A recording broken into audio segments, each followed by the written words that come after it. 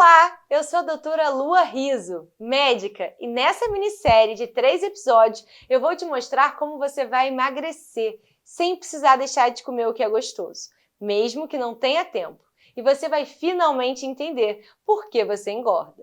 Eu vou te mostrar que você está caindo em muitos mitos fitness criados pela indústria alimentícia, que simplesmente sabota o seu emagrecimento. Você descobrirá que perder peso pode ser mais fácil e que você pode continuar saboreando comidas deliciosas, como manteiga, carne e queijo, e ainda assim emagrecer e ter uma dieta saudável. Você vai aprender a parar de lutar contra o seu corpo e vai descobrir que seus hormônios podem ser seus aliados para perder peso. O ganho de peso não é o resultado da falta de vontade e determinação para aguentar uma dieta com poucas calorias. O ganho de peso é uma desregulação de 2 hormônios, a insulina e o cortisol. A descoberta do impacto desses 2 hormônios no ganho de peso muda completamente o que de fato faz diferença para emagrecer. E explica por que é tão difícil manter a perda de peso. Por isso, ocorre o efeito sanfona. O que eu vou ensinar nessa minissérie vai te fazer perder peso, e perdendo peso, você naturalmente poderá prevenir e ajudar no tratamento de várias doenças, como gordura no fígado, pré-diabetes, diabetes, síndrome metabólica, triglicerídeo alto, hipertensão, síndrome do ovário policístico, infarto, colesterol alto, derrame, Alzheimer, Parkinson, depressão, ansiedade, câncer de mama, entre outras. A gente hoje não tem como saber as doenças que teremos daqui a 2, 5 ou 10 anos. Mas saber que existe como nos protegermos de vir a desenvolvê-las torna tudo ainda mais incrível. Essa minissérie é para você, mesmo que não tenha nenhuma doença e só quer perder alguns quilos para ficar confortável com seu corpo, para se sentir bem usando outras cores além do preto, ou para poder usar de volta todas as roupas do seu armário. Nada é por acaso. Não é por acaso que você está aqui, tendo a oportunidade de ouvir essa mensagem de uma médica. Ao longo desses vídeos, você vai conseguir esclarecer muitos porquês que ninguém tinha te esclarecido antes. Você vai descobrir que vários mitos alimentares estão caindo por terra, graças à medicina baseada em evidências e grandes estudos científicos. Você vai descobrir como a indústria alimentícia nos direciona a emagrecer por caminhos que não geram resultado e que nos deixam presos no ciclo da fome, que eu vou explicar mais adiante. Você vai entender que várias doenças que as pessoas acreditam que aparecem por causa da idade ou que surgiram do nada têm uma explicação bem mais previsível e principalmente evitável. Então é hora de dar um basta e tomar as rédeas da sua saúde e do seu corpo, para finalmente emagrecer sem sofrimento. Eu sei que você pode achar estranho que é possível emagrecer comendo uma carne suculenta, queijos deliciosos e molhos na manteiga, e ainda assim prevenir e ajudar a tratar tantas doenças diferentes. Embora possa parecer milagroso demais, coisa de internet ou até muito bom para ser verdade, eu sou médica com faculdade e residência em clínica médica na UFRJ, uma carreira médica super consolidada. E resolvi gravar esses vídeos porque eu precisava passar essa mensagem adiante e poder impactar a vida de muito mais pessoas, além de só os meus pacientes. Eu sei que você deve estar pensando que já tentou de tudo, já tentou de várias formas e não conseguiu os resultados que esperava. Ou deve dizer que seu metabolismo ficou mais lento com a idade e por isso você engordou. Mas provavelmente o que está acontecendo é que você está lutando contra o seu metabolismo e não usando o seu metabolismo a seu favor. Nosso corpo foi selecionado por milênios para não nos deixar emagrecer quando vivenciarmos falta de comida. E é justamente isso que reproduzimos com as dietas restritivas atuais. Nossa gordura do corpo existe apenas por um motivo: para ser reserva de calorias. A questão é que nós não deixamos nosso corpo usar essa gordura como fonte de energia, pois as dietas tradicionais para emagrecer reproduzem um cenário de falta de comida, que faz com que nosso corpo lute com todas as forças para não nos deixar emagrecer. Por isso, quando a gente apenas restringe as calorias, o corpo se adapta, diminuindo o gasto do metabolismo para nos proteger de perder peso. E é por isso que as dietas tradicionais não funcionam. Desde 1919, um estudo de Washington já nos mostrou que uma redução de 30% das calorias na dieta gerava uma redução do seu gasto metabólico de 30%. Isso significa que assim que você consegue se controlar para comer menos calorias, isso realmente pode ter um efeito percebido rápido de uma pequena perda de peso, pois a entrada de energias diminuiu, mas o gasto de energias pelo metabolismo ainda está alto. No entanto, não demora para o seu corpo se readaptar e lentificar o seu metabolismo. Essa é a razão de ser tão difícil perder peso e manter o tempo perdido. As dietas tradicionais prescritas pelos nutricionistas são de baixo valor de calorias e de baixo teor de gorduras. Por isso, são dietas que te deixam constantemente com fome. E também por isso você fica preso em ter que comer de 3 em 3 horas. Sempre alimentos sem muito sabor ou sem te dar prazer. E se você não estiver aguentando a fome, a orientação é comer 2 a 3 castanhas. Eu sinceramente queria saber se alguém já conseguiu que a fome passasse com 2 a 3 castanhas. E quando você não alcança a perda de peso esperada, todos concluem que você não se esforçou o suficiente. Mas a vida continua acontecendo, mesmo que você queira emagrecer. Então você sabe o quanto foi difícil se organizar, tentar perder peso, comer a cada 3 horas. Você sabe o quanto foi difícil chegar do trabalho exausto, tendo tido um dia fazendo várias coisas que não te deram prazer, e ainda assim pedir de comer ou beber algo que te daria prazer depois de tudo. Parece tão injusto se esforçar tanto no meio de uma vida corrida, cheia de desafios, e não alcançar os resultados que desejava no final. E aí, você só se sente fracassado. Isso é um ciclo vicioso de frustrações que muitas pessoas vivem, dia após dia. Essas dietas com poucas calorias e gorduras já se mostraram menos eficientes, não só para a perda de peso, mas também para a perda da barriga, para a diminuição da circunferência abdominal e para a prevenção de doenças, do que as dietas que atuam nos hormônios. Além disso, elas ignoram a necessidade natural do ser humano de ter prazer através da alimentação e ignoram que a comida é um ato emocional, gerando recompensa interna e conexões entre as pessoas. A consequência disso é que muitas pessoas acabam desenvolvendo uma relação de culpa com a comida. Mas isso não precisa ser assim. Você deve aprender a fazer as pazes com a comida. O fracasso dessas dietas para comer de 3 em 3 horas não foi percebido só por você, como foi também comprovado através de vários estudos e gerou vários best-sellers nos Estados Unidos. Por alguma razão, esses conhecimentos ainda não são muito difundidos no Brasil, mas é questão de tempo para isso virar uma verdadeira febre.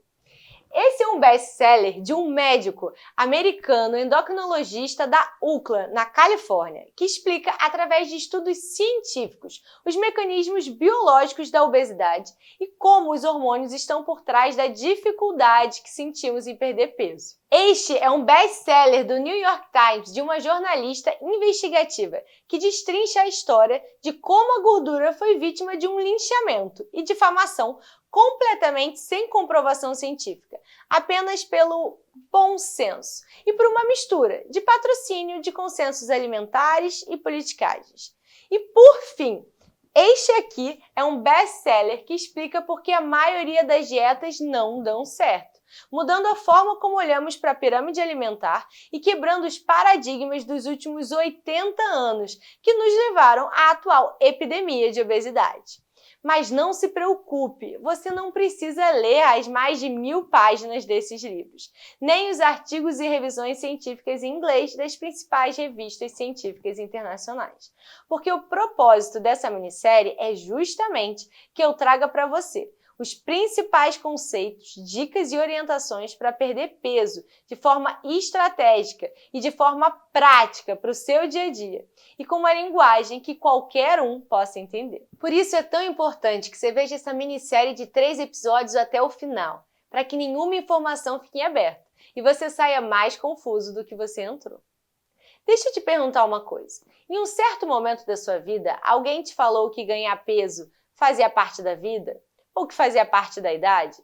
Alguma vez você percebeu que a sua saúde e a sua barriga já não eram mais como antigamente?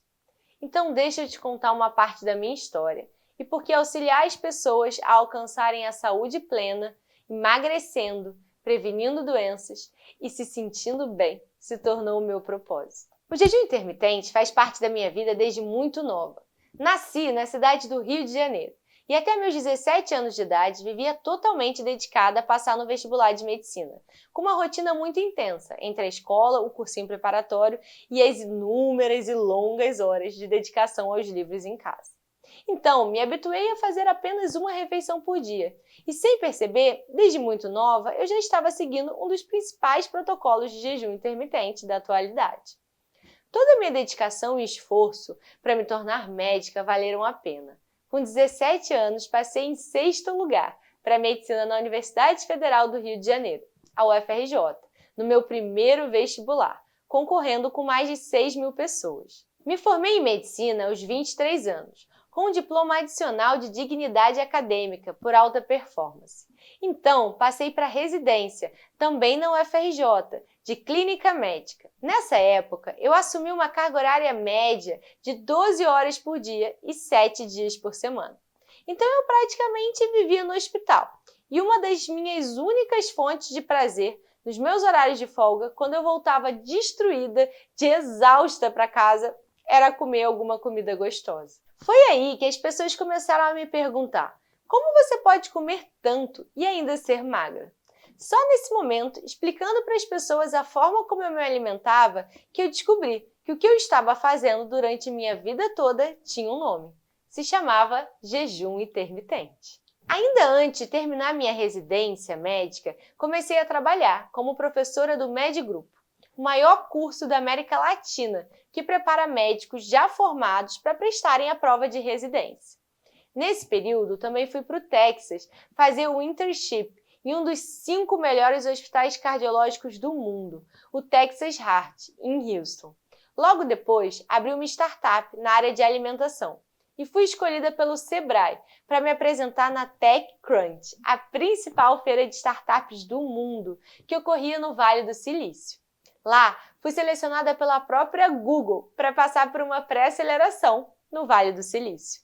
Toda essa experiência nos Estados Unidos me possibilitou aprender tudo de mais inovador na área de medicina e alimentação, que estava despontando por lá. Por 3 anos, eu dei plantão na emergência do Hospital Cardiológico Procardíaco e no CTI do Hospital Copa Dor, onde atendia diretamente pacientes com complicações de doenças crônicas que muitas vezes poderiam ter sido evitadas, apenas tratando distúrbios do hormônio insulina e com a prática adequada do jejum. Depois, coordenei 170 médicos numa rede de clínicas particulares chamada Doutor Consulta. Lá, ao observar as taxas de pacientes acima do peso e com exames que já demonstravam um distúrbio no metabolismo do açúcar, mas que ainda não representava uma doença, entendi que já tinha passado a hora de eu trazer os conceitos que estavam tão em alta nos Estados Unidos e fazer algo que pudesse impactar muitas pessoas e não fosse restrito apenas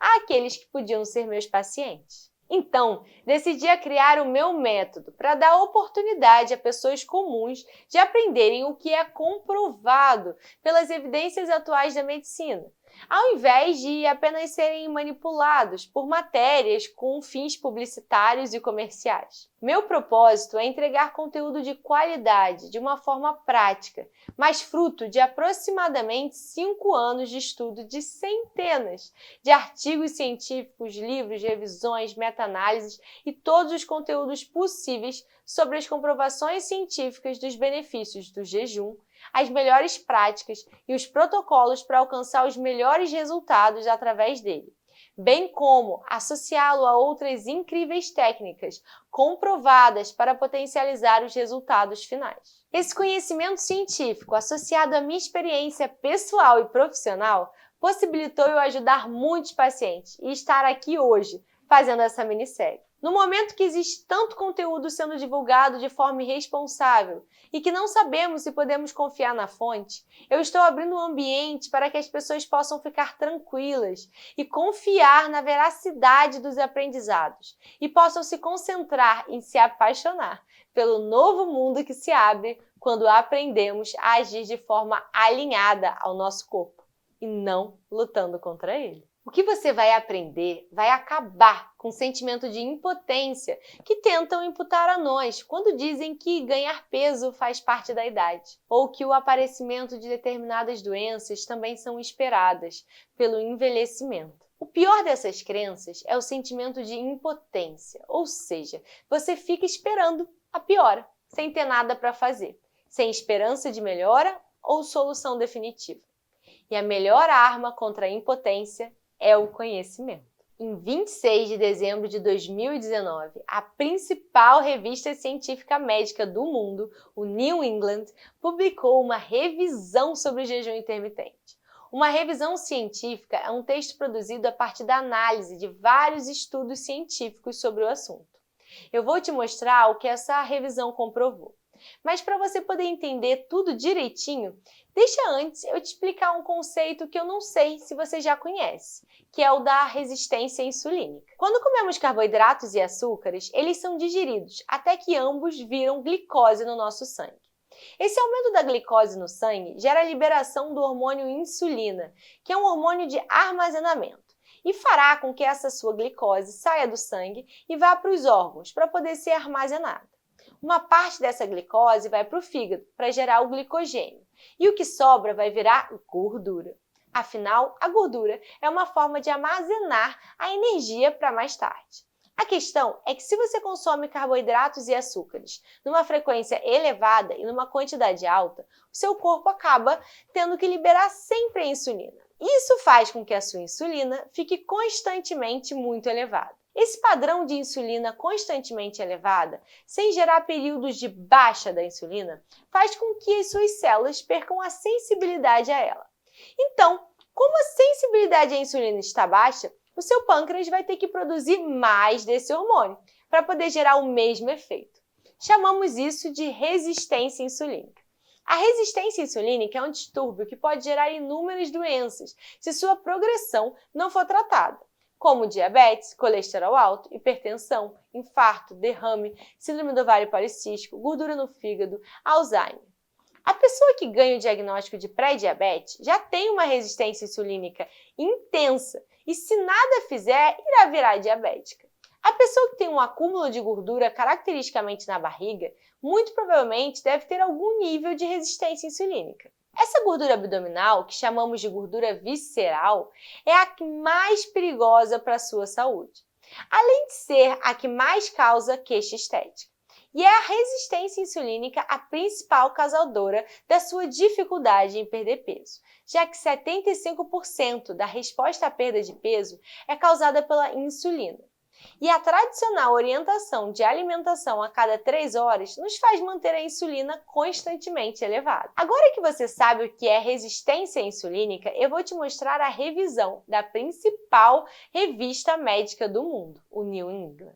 Sabemos que os benefícios de fazer jejum intermitente são maiores do que só reduzir o consumo calórico.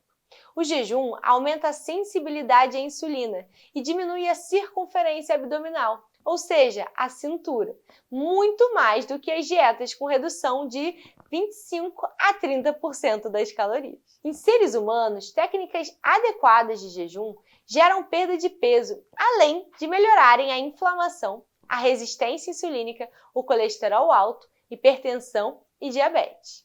O jejum também traz benefícios para as doenças cardiovasculares, como o infarto no coração e o derrame, além de trazer benefícios para doenças neurológicas e câncer. O jejum diminui a pressão arterial, a frequência cardíaca em repouso, o triglicerídeo, o açúcar, a insulina, os marcadores de inflamação e os marcadores de estresse oxidativo, que marcam o risco de ter um infarto.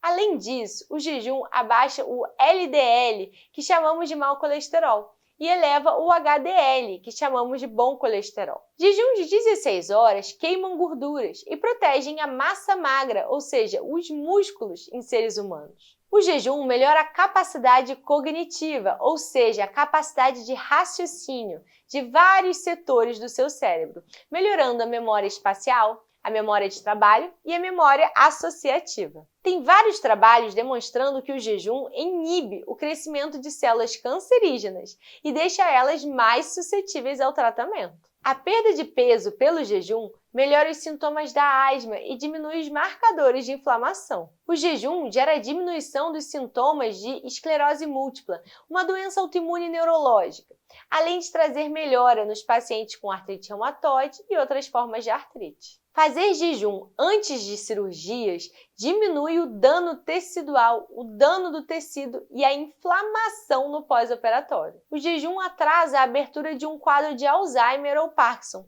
através de vários mecanismos diferentes, o que inclui o estímulo a defesas antioxidantes, o reparo do DNA e a famosa autofagia. E você sabe o que é a autofagia? O Prêmio Nobel de Medicina e Fisiologia de 2016 foi para o cientista japonês que conseguiu demonstrar os incríveis benefícios da autofagia. A autofagia é um processo natural. Ele existe no nosso corpo e identifica as proteínas, organelas e células que não estão funcionando adequadamente e degrada elas, transformando-as em substratos para a produção de novas proteínas, organelas e células que funcionem adequadamente. É literalmente um processo natural de limpeza, que só ocorre se nós dermos oportunidade para o nosso corpo de fazê-lo. É literalmente um processo natural de limpeza, que só ocorre se nós dermos oportunidade para o nosso corpo fazê-lo. E você sabe o que é a autofagia? O Prêmio Nobel de Medicina e Fisiologia de 2016 foi para o cientista japonês que conseguiu demonstrar os incríveis benefícios da autofagia. A autofagia é um processo naturalmente existente no nosso corpo que identifica as proteínas, organelas e células que não estão funcionando adequadamente e degrada elas, transformando-as em substratos para a produção de novas proteínas, organelas e células que funcionem adequadamente.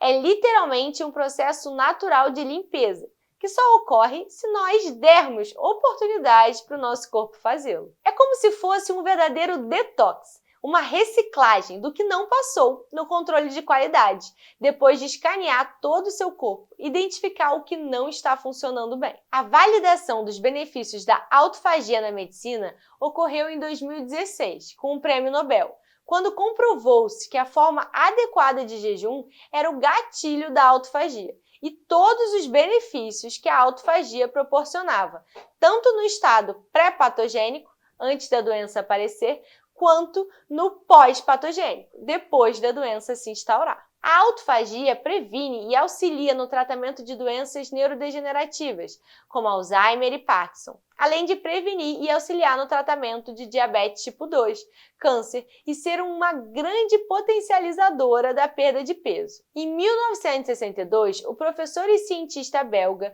Christian Duve identificou o processo chamado de autofagia. Em 1990, Oshumi, professor do Instituto de Tecnologia de Tóquio, iniciou os estudos sobre a autofagia e conseguiu identificar os genes envolvidos nesse processo. Conseguiu relacionar como a autofagia atua em infecções bacterianas, virais, como age como um controle de qualidade durante o envelhecimento e como seu mau funcionamento gera doenças degenerativas. Então, em 2016, devido à grande contribuição de Oshumi, ele ganhou o Prêmio Nobel. Embora a autofagia já seja conhecida há mais de 50 anos, foi Oshumi que mostrou a grandeza de sua importância.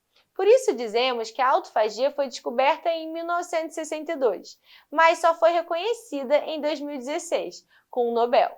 Talvez por isso você ainda não tenha ouvido falar sobre a autofagia. Voltando àquela revisão do New England, no próprio texto diz que o marketing da indústria alimentícia e a oferta de comida abundante a toda hora são os fatores que dificultam a realização do jejum no mundo moderno. É por isso que a resistência insulínica é a causa de várias doenças do mundo moderno. Está acontecendo um desastre na saúde atual, com a epidemia de resistência insulínica e, consecutivamente, obesidade. Você já parou para pensar por que, se cada vez tem mais gente adepta da vida saudável, mas a obesidade não para de crescer? Não parece ilógico, né? A resposta é simples, porque a vida que tem sido anunciada como a saudável simplesmente não é a vida mais saudável cientificamente.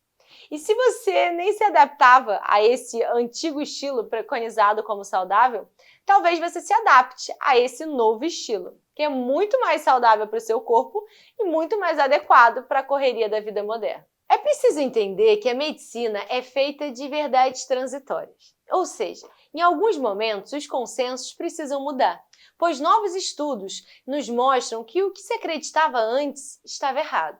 E é isso que aconteceu com a dieta típica dos nutricionistas e recomendada pelas associações cardiológicas.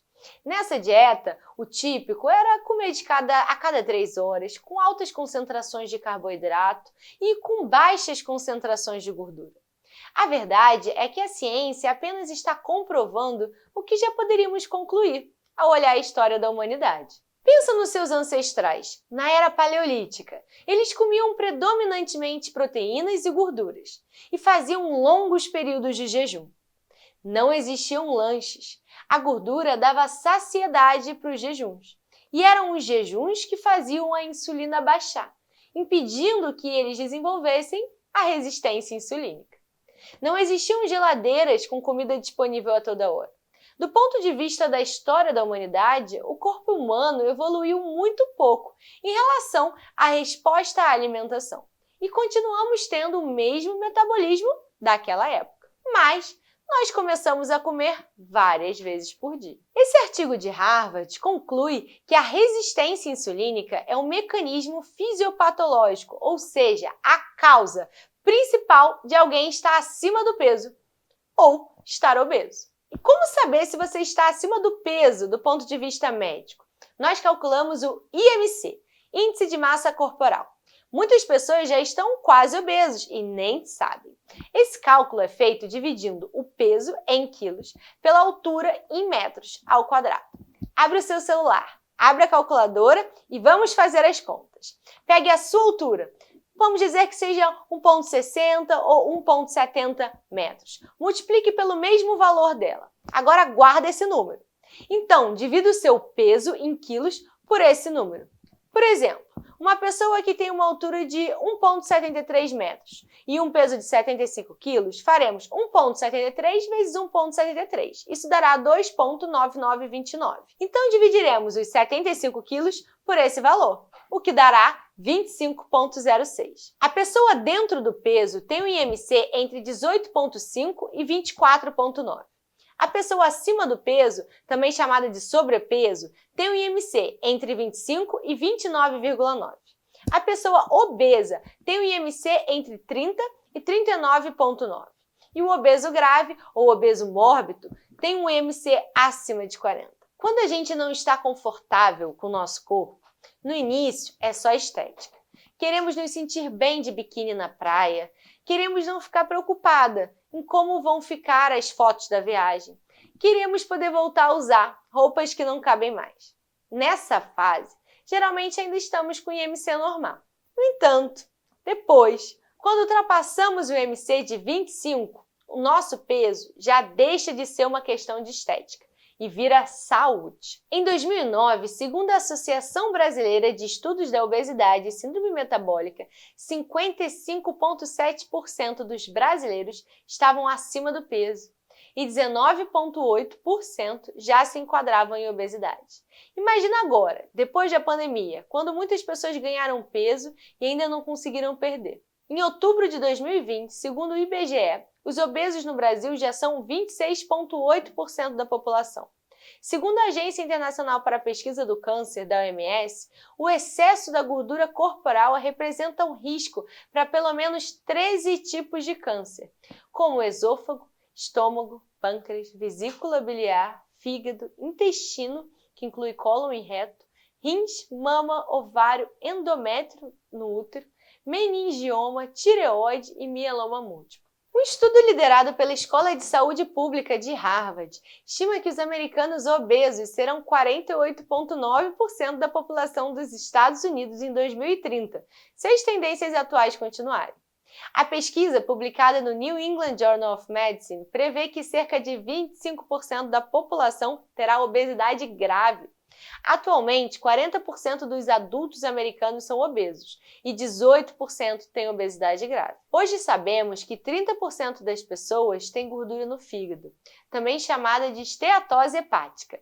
O indicador físico de alguém que tem alta probabilidade de ter gordura no fígado é o acúmulo de gordura na barriga, pois esse é o tipo de acúmulo de gordura que tem mais relação com a gordura visceral, que é a pior para prever risco de infarto, diabetes e outras doenças cardiovasculares. Infelizmente, para ter gordura no fígado, não é preciso estar muito acima do peso, não. E sabe o que poucas pessoas entendem? Que a gordura no fígado pode evoluir para esteatohepatite, que é uma hepatite causada pela resistência insulínica e a gordura no fígado. E das pessoas que têm essa hepatite, 30% vão evoluir para cirrose. E se isso já não fosse triste o suficiente, algumas ainda vão desenvolver um câncer no fígado por causa da cirrose. O tratamento para evitar essa evolução é emagrecer, antes do quadro começar a evoluir. A medicina nasceu para tratar e curar as doenças. Com a evolução do conhecimento, cada vez fica mais claro que não devemos apenas agir quando a doença aconteceu, ou quando chamamos de período pós-patogênico, mas também antes da doença surgir, quando já existe um distúrbio, o que chamamos de período pré-patogênico. Isso significa agir na resistência insulínica que gera a dificuldade em perder peso, e não só quando essa resistência insulínica virar um diabetes ou gordura no fígado, por exemplo. Além disso, mesmo que a doença já exista, além de tratarmos só o indicador daquela doença, precisamos também tratar a causa. Por exemplo, numa pessoa que está acima do peso e com a pressão às vezes um pouco alta, ou então com o colesterol um pouco alto, nós precisamos tratar a pressão com remédios para ela abaixar, ou o colesterol com remédios, se for ele que estiver alto. Mas também temos que fazer ela emagrecer, tratando a resistência insulínica dela. Senão, estaremos apenas tapando buracos e não, de fato, promovendo a saúde das pessoas. Outras pessoas não têm nenhuma doença diagnosticada, mas se esforçam demais para emagrecer, restringem demais as calorias, abdicam de muita coisa e conseguem um resultado muito pequeno no emagrecimento. Ou seja, elas estão perdendo tempo. Essas pessoas também estão só tapando o buraco. Elas estão sofrendo tentando emagrecer, não conseguindo os resultados satisfatórios e não estão usando as técnicas específicas para tratar a resistência insulínica. É igual em uma infiltração em uma casa. Não adianta apenas impermeabilizarmos uma parede se não tratarmos a origem do vazamento. Porque ao impermeabilizar aquela parede, até podemos atrasar o aparecimento do vazamento ali. Mas o vazamento vai encontrar muitas outras saídas. E teremos que cada vez mais aumentar a intensidade da impermeabilização. Se nós causamos nosso ganho de peso, nós também podemos perder o peso que ganhamos. Foi consumindo todo o conteúdo internacional atual e associando com a minha experiência pessoal e profissional que eu criei um método que resume tudo o que você precisa fazer de forma com que pessoas que não são médicas conseguem entender. E com orientações práticas e insights transformadores para você conseguir emagrecer e retomar as rédeas do seu corpo. Eu acordo todos os dias querendo passar essa mensagem. E meu objetivo é que essa mensagem chegue ao maior número de pessoas e transforme o corpo e a saúde delas, perdendo peso, evitando todas as doenças evitáveis e gerando um bem-estar que em algum momento foi perdido. Eu não me conformo, como os pacientes não sabem sobre os benefícios dos métodos adequados de jejum e autofagia. E nem como não sabem como a resistência insulínica é a causa de inúmeras doenças e da dificuldade de emagrecer. Também não me conformo a ver as pessoas se culpando por não estarem conseguindo emagrecer, apesar de estarem se privando de tanto prazer e se submetendo a grandes restrições de calorias, simplesmente por não estarem atuando na causa do ganho de peso, os hormônios insulina e cortisol, que é o hormônio do estresse. Mas isso está mudando. Cada vez mais tem mais médicos atualizados conscientizando as pessoas sobre isso, à medida que o meio científico cada vez mais descobre novos desafios que nem se imaginavam antes. Todos nós tínhamos uma expectativa de quem queríamos ser e nem sempre conseguimos alcançar o que sonhávamos para nós. Mas a cada momento nos é dada a oportunidade de fazer novas escolhas. Isso começa em pequenas decisões, em apenas uma área, e depois tudo vai mudando, à medida que você começa a mudar e acreditar na vida que você merece ter. Você é a dona do seu corpo e da sua saúde. O médico é fundamental para te guiar, mas você não pode abrir mão de ser a principal responsável pelo seu emagrecimento. E qualquer bom médico vai concordar com isso. O que acontece é que a medicina se baseou no tratamento de doenças e, atualmente, gradativamente, a medicina está entendendo que agir antes da doença surgir é o melhor momento. E se esse tempo já passou e a doença já se instalou, não tem problema. Mas o importante é que é preciso agir também no distúrbio que gera as doenças e não apenas controlar os indicadores das doenças. Para ter um corpo com o qual você se sente bem, é preciso priorizar o que realmente faz diferença no seu emagrecimento. E se lembrar que a gente só costuma dar valor à saúde quando a gente perde. No próximo episódio, eu vou falar dos mitos alimentícios que eu tenho certeza que você ainda cai em vários. E você vai ficar chocada em como nós fomos enganados por tanto tempo pela indústria alimentícia e seus publicitários. Você descobrirá muitos dos alimentos que você está comendo, achando que está emagrecendo, mas, na verdade, nem te dão prazer e ainda sabotam a sua perda de peso. É sempre muito melhor quando a gente vive experiências bem acompanhadas. Então chame aquela sua amiga que você sabe que também quer emagrecer, para vocês duas juntas se impulsionarem, se estimularem a assistirem a série juntas. Comenta aqui o que você está achando e não perde a próxima aula, que eu garanto que você vai ficar de queixo caído. Esse conteúdo é disruptivo, porque te ensina a emagrecer através da medicina baseada em evidências e não em dogmas de uma falsa vida saudável. É possível ser magra sem ser fit.